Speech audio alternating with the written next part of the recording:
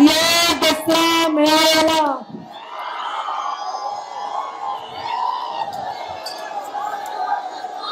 तुम्ही ठरवून आलात की मला भाषण करू द्यायचं नाही काय?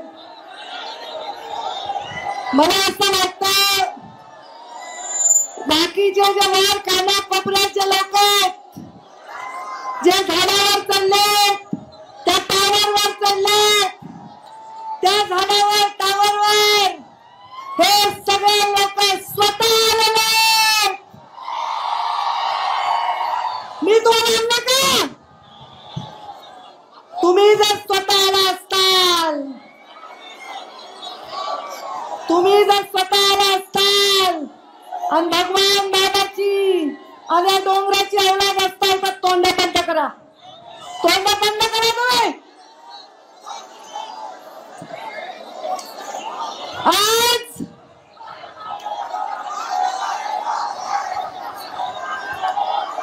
माझ्या दसरा मेळाव्यामध्ये पूर्ण राज्यातून लोक येतात, दरवर्षी येतात. पण मागच्या वर्षीपासून असं हलक्या वागणारे लोक तुम्ही काय यायला? तुम्हाला जर भगवान बाबांवर श्रद्धा आहे तर तुम्ही असे धिंगाणा करणारे लोक हे माझे असूच शकत नाही.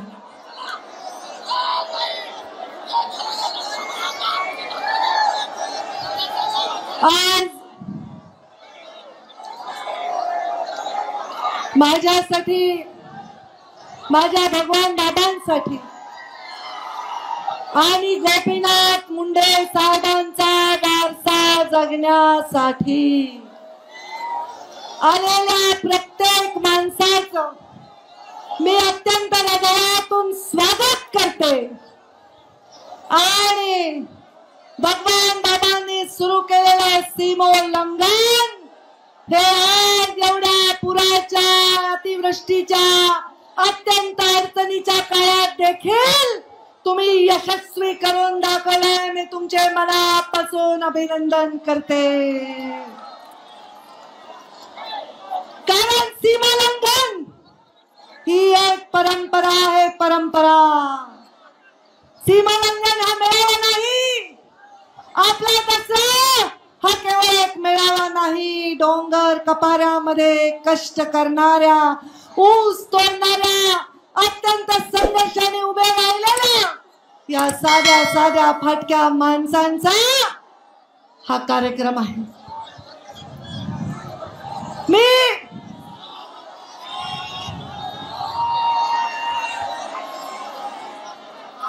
भगवान बाबांच्या चरणी प्रार्थना करते. एवढ्या नदीमध्ये पूर आला असताना, गावागावामध्ये पाणी शिरलं असताना, लोकांचे घर आणि संसार वाहून गेले असताना देखील तुम्ही एवढ्या उन्हात, एवढ्या अडचणीत, एवढ्या लांब आलात. आलात की नाही बुलढाण्यावरून? आलात की नाही जळगाववरून? आलात की नाही वाशिम वरून? आलात की नाही नाशिक वरून? आलात की नाही नगर वरून, पाथर्डी वरून, केज वरून, आष्टी, पाटोदा, बीड, शिरूर, सर्व महाराष्ट्राच्या कानाकोपऱ्यातून तुम्ही लोक आलेले आहात.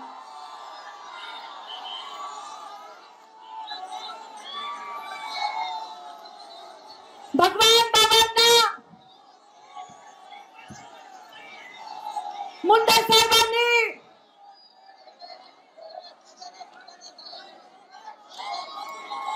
सिंदखेड राजावरून, बुलढाण्यावरून, देवगाव राजावरून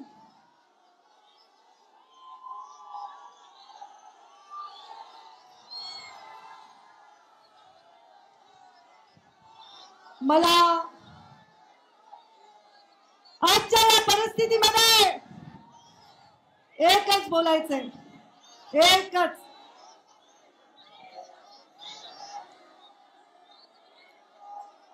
माझ्या अत्यंत महत्वाची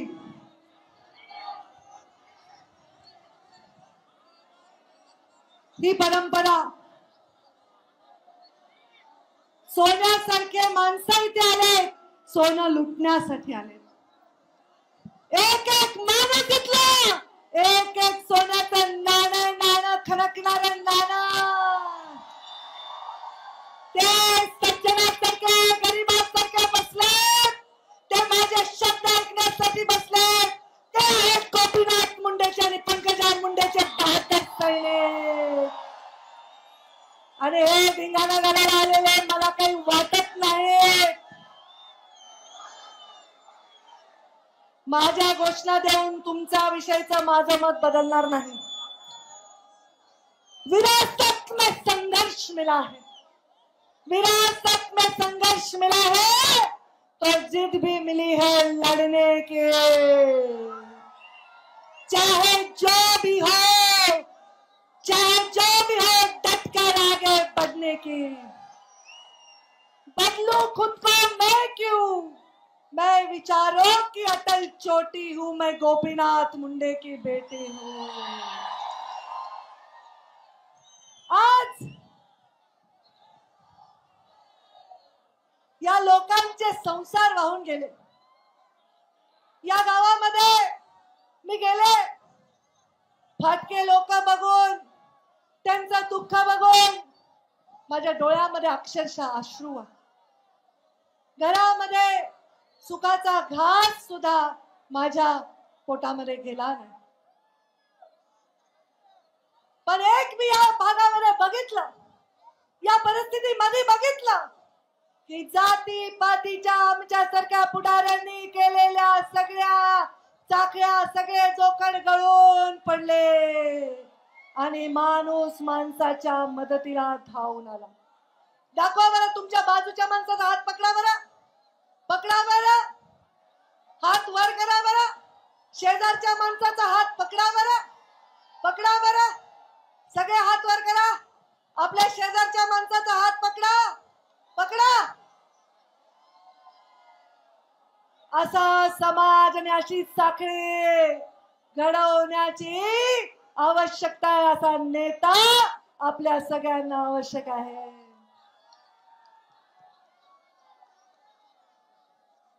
माझ्या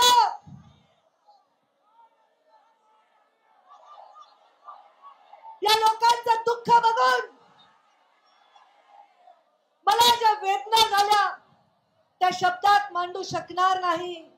पण देवेंद्र फडणवीस राज्याचे मुख्यमंत्री यांच्या वतीने आणि केंद्रात बसलेले आमचे प्रधानमंत्री नरेंद्र मोदी यांच्या वतीने मी शब्द देते की या शेतकऱ्याला पूर्णपणे मदत करण्यासाठी सरकार त्यांच्या पाठीशी खंबीरपणे उभे आहे.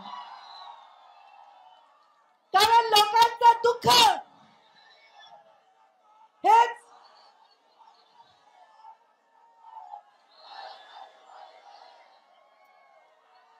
तुम्ही वाटोळं केलं पोरांनो. कोणाची सुपारी घेऊन आलात मला माहित नाही. तुम्हाला शरम नाही, तुम्हाला शरम नाही, तुम्हाला शरम नाही.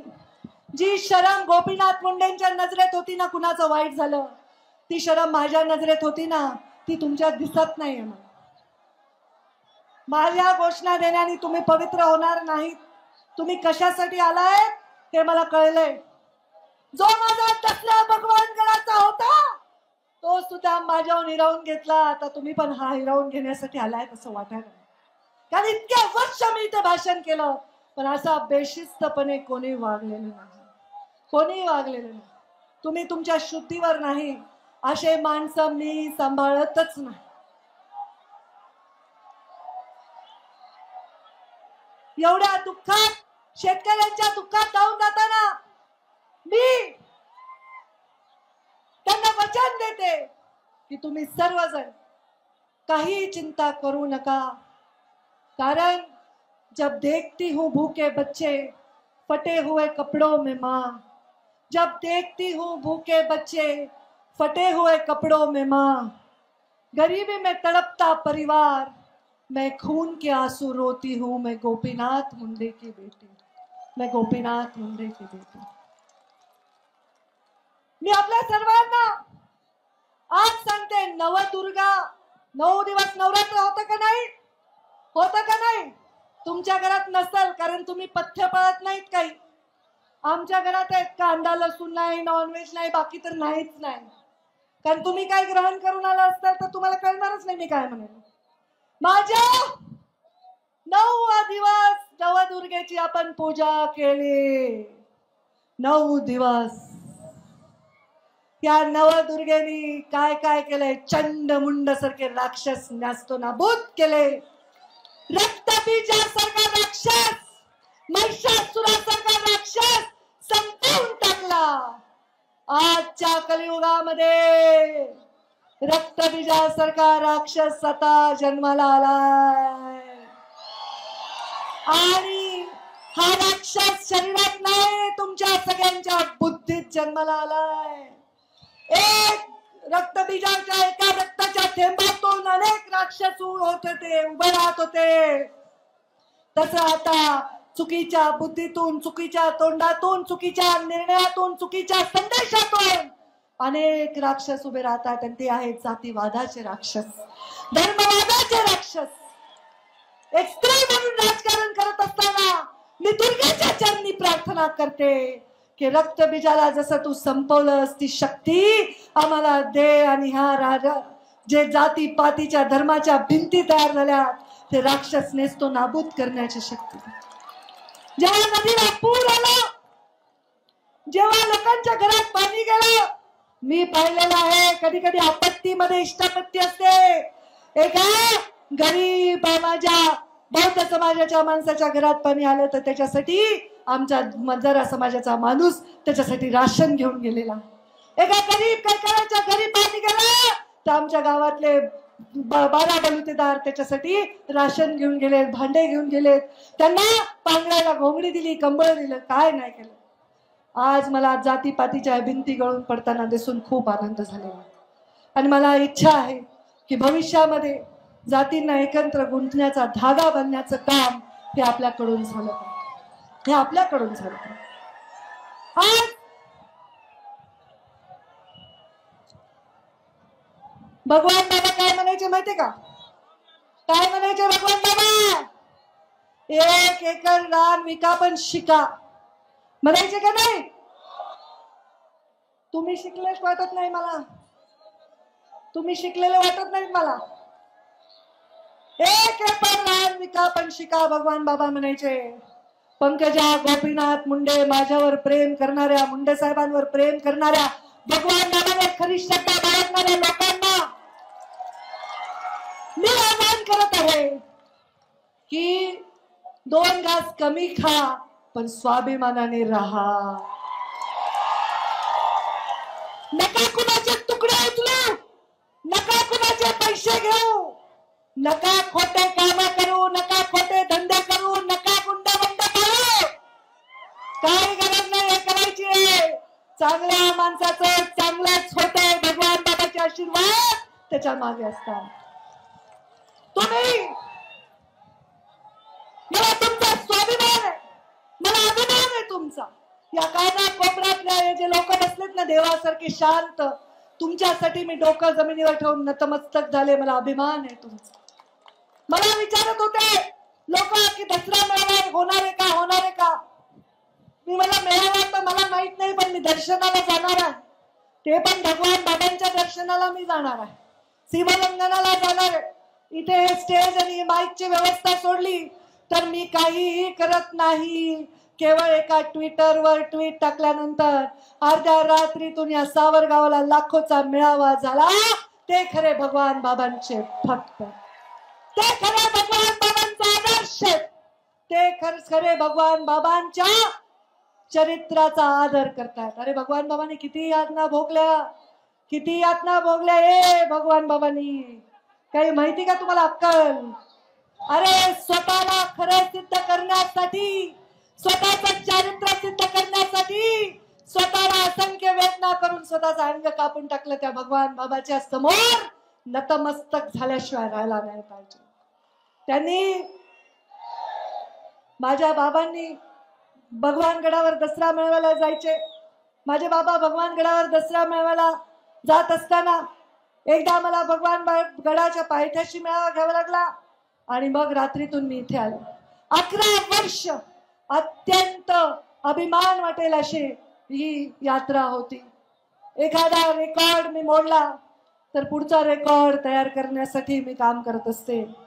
आज मी आपल्या सगळ्यांना सांगते, भगवान बाबांचं जे करायचं होतं ते मी केलं. हे सावरगाव ओळखीतच नव्हतं, लोकांना माहित नव्हतं. हे माझं सावरगाव, माझ्या भगवान बाबांचं जन्मगाव. इथे भगवान बाबांची इतकी सुंदर मोठी मूर्ती मी उभा केली. माझ्या एकटीने हे केलेलं नाही, माझ्या कार्यकर्त्यांनी हे केलेलं आहे. माझ्यावर, मुंडे साहेबांवर, भगवान बाबांवर श्रद्धा असणाऱ्यांनी हे केलंय. कुणाचा रुपया घेतला नाही, कुणाची टक्केवारी घेतली नाही, कुणाचा चहाची मिंदी नाही, पण हे भगवान बाबांचं तिथे गोपीनाथ मुंडेंचं एवढं भव्य स्मारक उभं केलं. सरकारी मदतीतून हे झालेलं स्मारक नाहीये, या ऊस तोडणाऱ्यांच्या घामातून तयार झालेलं हे स्मारक. या स्मारकावर मी आपल्या सर्वांच्या उपस्थितीमध्ये एवढी शपथ घेईन की मुंडे साहेबांनी जो मला वसा दिलाय, तो वारसा दिलाय, तो वसा आणि वारसा मी कधीही कधीही कधीही खाली मान घालायला तुम्हाला लावणार नाही. सत्तेत बसले असेल किंवा विपक्षात असेल, सत्तेच्या खुर्चीवर नाही, सामान्य माणसाच्या अधिक जमिनीवर बसलेली असेल, सामान्य माणसाचा हित हे माझ्या मनापासून कधीही दूर जाणार नाही. पंकजा मुंडे, गोपीनाथ मुंडेंचा वारसा चालवत असताना प्रत्येक जाती पातीच्या 18 पगड जातीच्या माणसासाठी लढणार आहे. काल आमचा बोराडे धनगर आरक्षणासाठी तिथे बसला. 2 दिवस तुमची बहीण तिथे त्याच्यासाठी बसून राहिली, त्याच्या तब्येतीची काळजी. गोपीनाथ मुंडे साहेबांनी मराठा आरक्षणाला समर्थन दिलं होतं, तेच आपण मराठा आरक्षणाला समर्थन दिलंय. मराठा आरक्षणाला विरोध मुंडे साहेबांनी केला नाही, पण आमच्या लेकराच्या ताटातलं घेऊ नका एवढीच आम्ही विनंती केली. माझ्या मंचावर उपस्थित असणाऱ्या निवडून आलेल्या माणसाच्या प्रचारासाठी गेले, त्याची कधी जात पाहिली नाही. जात पाहिली ती फक्त आणि फक्त माणसाची जात पाहिली. माणसाची जात कळली कारण मी शिकलेच नाही जात पाहणं, मी शिकलेच नाही भेदभाव करणं, कारण भगवान बाबांनी ते शिकवलं नाही, माझ्या बाबांनी ते शिकवलं नाही. जात पात कहा मानी है मैंने, धर्म कहा है माना, इंसानियत ही मेरी जात है, मानवता ही मेरा धर्म, यही दिखाना. म्हणून तोड़ना लोगों के बीच की दीवारें मोटी मोटी, चाहती हूँ मैं मुंडे साहब की बेटी हूँ, मैं मुंडे साहब की बेटी. आपल्या सर्वांनी जे आलेले आहेत, वर्षानुवर्ष परंपरा राखली आहे, त्यांचे हात जोडून मी आभार मानते की तुम्ही देवासारखे आलात, संतांसारखे आलात, भगवान बाबांच्या रूपाने माझ्या समोर आलात. खरं सांगते, मी तुमचं दर्शन घेण्यासाठी आले. मला या सभेचा मोह नाही, या सभेवरून माझे विषय मांडण्याचा मोह नाही. माझा मोह एवढाच आहे की माझा समाज भुकेलेला आहे. महामानव बाबासाहेब आंबेडकर आणि महात्मा गांधी आज त्यांची जयंती आहे. महात्मा गांधींना वंदन करते. महामानव बाबासाहेब आंबेडकर आणि महात्मा गांधींचा एक प्रसंग वाचनात आलाय. सत्य असा वाचक ग्रहित करून सांगते की ते दोघं एका रूम मध्ये होते आणि महात्मा गांधी वेळेवर झोपले होते आणि बाबासाहेब आंबेडकर मात्र रात्रभर जागे होते. महामानव बाबासाहेब आंबेडकरांना महात्मा गांधींनी विचारलं, का रे बाबा रात्रभर तुम्ही का नाही झोपला? त्यांनी सांगितलं, माझा समाज झोपला आहे म्हणून मला झोप येत नाही.